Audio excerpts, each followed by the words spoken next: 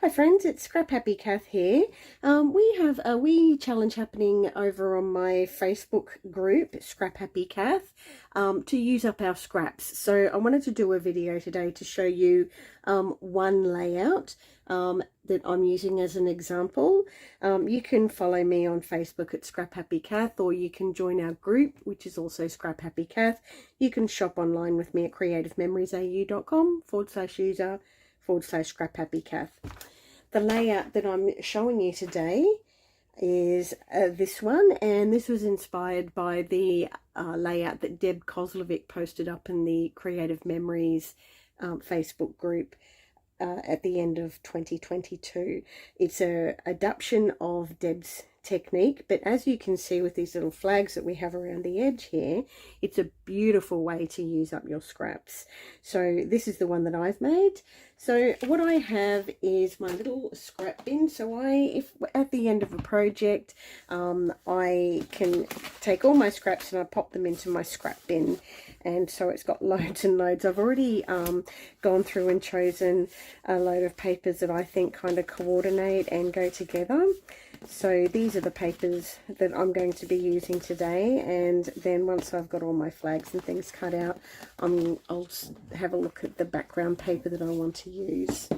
So to make all the little flags that we're going to be using today, I'll be needing my 12-inch trimmer. I have this amazing Creative Memories 12-inch trimmer that I love. I hands down swear this is the best trimmer on the planet. I know people will love to disagree with me, but I have not used a better trimmer than this one. Fabulous thing I love about it is you can store your spare mat under here, and we've got different blades that we can slot in, and everything packs up so neatly together, and it has outstanding cutting on this one. We'll also need our little personal trimmer, little personal guillotine, and a pair of scissors. I'll just put those to one side for the moment. So the first thing that I need to do is trim all these pieces into strips. So as you can see, I haven't done uniform widths on my strips all the way around. Personal preference, absolutely up to you what you choose to do with that, but I'm going to start cutting mine into 1-inch strips, and then I'll see how I go. So I can see, like, that piece, for example, it looks like it might be 1 inch, but I'm not going to tamper with that, and I'll just leave that the way it is. This one obviously is already cut thinner, so I'll just use it at the width that it is, and I can see I've even got a little teeny strip down here, and I'm just going to leave it at that and let that and use that width as well. So just go with what you've got, I guess is what I'm saying. So first step is to start cutting your pieces into 1-inch strips, so we'll go ahead and do that.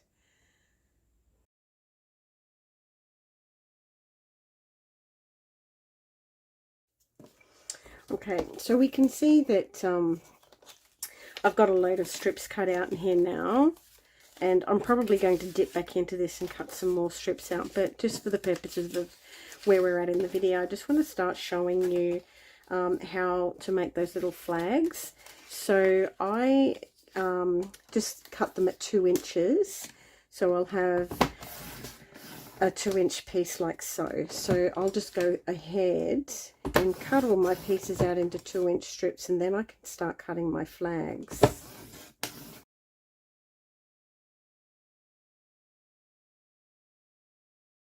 So I'll just leave it at that for the moment. So for cutting the flags out, what I like to do is I use my micro tip scissors or all-purpose scissors, depending on what you have. But I do recommend that you get a scissor with a fine point, okay, rather than those general all-purpose scissors. Snip up in the middle, okay, and then cut from the corner to the middle. So what that does is it gives you a target for your cut when you're cutting from the edge. Okay, so just cutting from the corner up to the middle, and that way you make sure that when you're cutting from each side, you're hitting the same point in the middle there. Okay, the other thing I like to do is I vary the depth of that cut that I make, so your flags are different depths. Okay, so it just gives you a little bit of variation, a little bit of interest. Okay, so with your flags.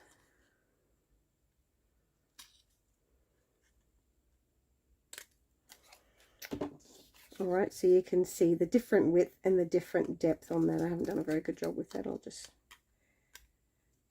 trim that out. Okay, so you can see that that's going to create some really lovely interest when you're starting to lay your flags out. The other thing that I also like to do that you can see on my layout is, rather than leaving my flags straight, I've actually cut them all on an angle.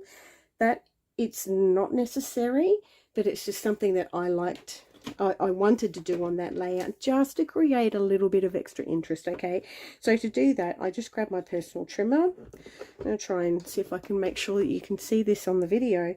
And then what I do, I'll try and bring this up. So what I do is, you can see where the guillotine is going to hit the paper on that edge. And so what I'll do is just angle it from the edge of the flag and bring that in a couple of millimeters, just to create that angle on the flag. Okay, so I'll go ahead and do that. And then again on the other side. And then you can see it's just created a lovely angle on the little flag. So when you're working around the circle, it just gives a little bit of a nicer shape as you're working your way around, rather than straight shapes all the way around the circle. As I said, that's completely optional.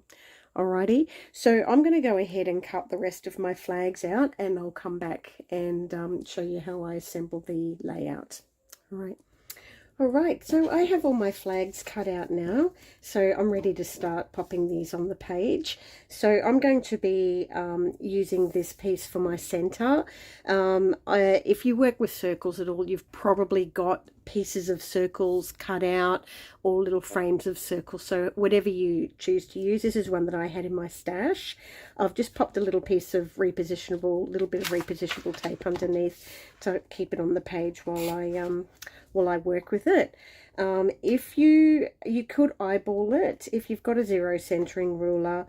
This circle is 9 inches, so I've just made sure that it's 1.5 inches on either side, and then turn it around, and 1.5 inches top and bottom.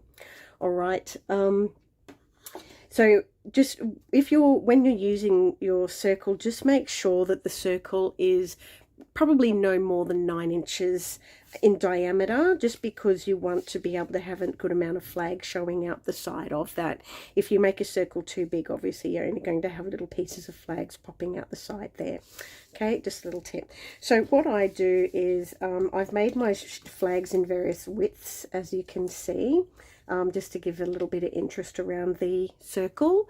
And so I'll just go ahead and start adhering those. I like to work with the thickest pieces first, just because I like to have them kind of towards the bottom. And I've got a few of these in this turquoise check, so I'm just going to make them my anchor pieces. So I'll go ahead and start popping them around the circle, just to start anchoring where I'm going to start placing my pieces. So we'll do that. I try not to make them too even, but even enough to give an aesthetic appeal to the layout. All right, so I've got a few. I'll just see if I've got any more of these I need to pop down. No, so I only did 4 of those. Okay, there's another thicker one here. Okay, we'll just pick out those ones, and they'll start anchoring the layout down onto the page. Okay, and I don't worry too much about how far in they go. I don't try and make them uniform, because you do want some pieces longer than other pieces. So for example, you do probably want to have, sorry, my head just hit the camera. So you do want them at varying lengths coming out of the layout. So I'll just go ahead and keep popping these ones down. Oops. This is the beauty of repositionable tape. If you put it on the wrong side, you can just rub it off. It's fantastic stuff. Okay, so most of my papers are double-sided. Not all of them are, because some of these, like this one's like from the very, very old Creative Memories collections. So not all of them are double-sided, but most of them are. Okay.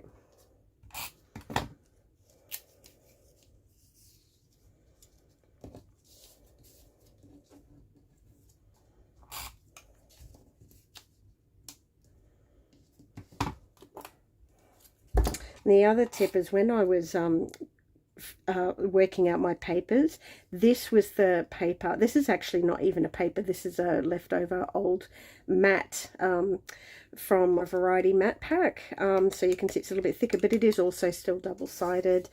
So this was the main piece that informed my color choices. Okay, but all the other pieces are all just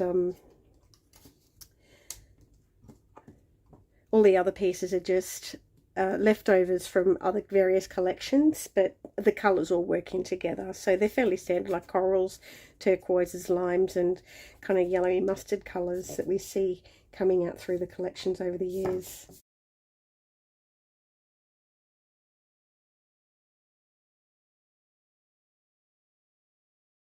Okay, so what you can see me doing now is just working through trying to choose the same colours and just make sure that they're being evenly spaced around the circle. Okay, and when I have these thinner ones, I like to pop them over the top because it's thin enough to bring out a pop of colour, but it's thin enough to allow those others on either side to come through as well.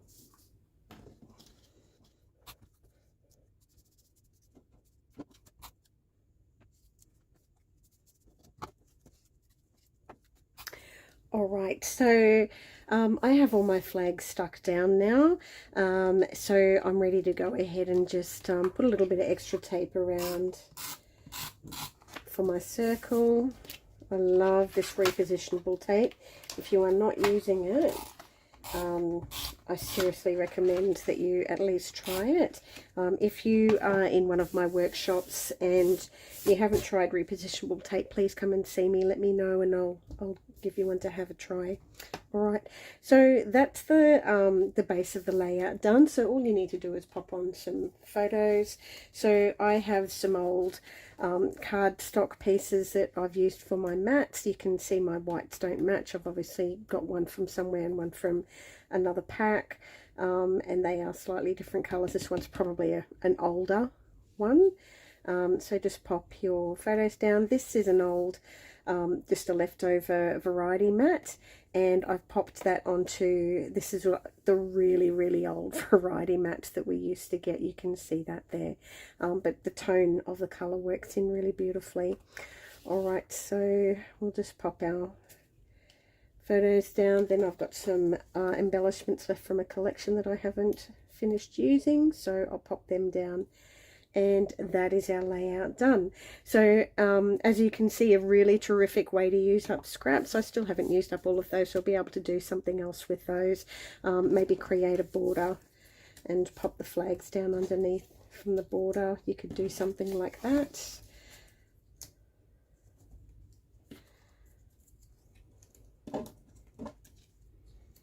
Bring this one to the top because it's our main colour. Okay, but if you had a piece of paper, a piece of cardstock, I'm